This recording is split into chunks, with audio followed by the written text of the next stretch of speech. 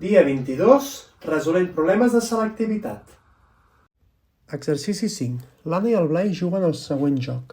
Començant per l'Anna, s'alternen tirant una moneda equilibrada fins a un màxim de 4 cops cadascú.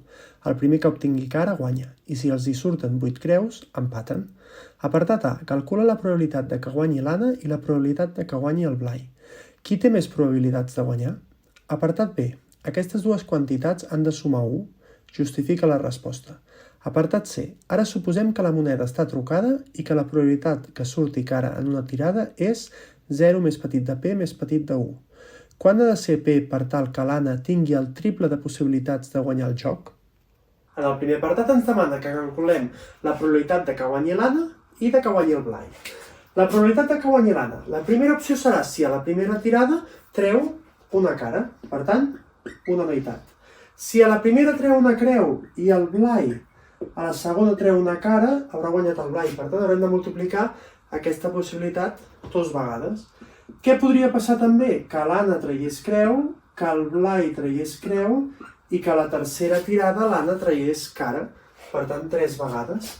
Si això anem repetint totes les opcions, veiem que aquesta probabilitat l'hem d'anar elevant cada vegada a més.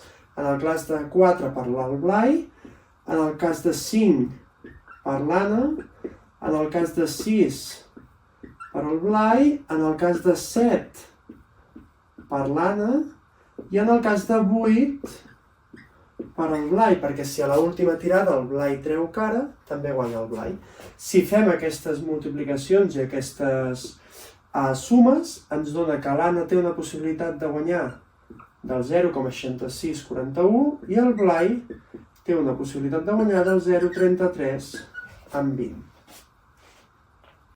El segon apartat ens diu que, efectivament, si sumem les dues probabilitats no dona 1, i això és degut a que hi ha una possibilitat de que empatin. I quina és aquesta possibilitat?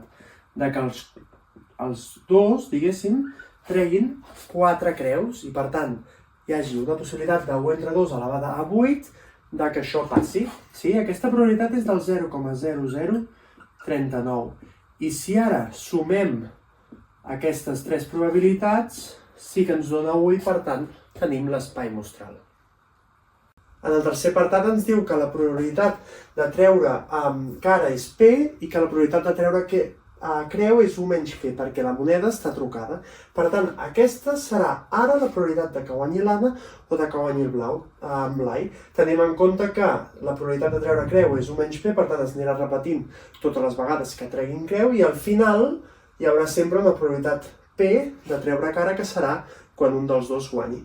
Si ens fixem en aquestes dues fórmules, són iguals, però en cada un dels sumants hi afegim 1 menys P. Aquí afegim 1 menys P i aquí sí, perquè el Blai, com que tira segon, sempre hi haurà una cara menys perquè guanyi.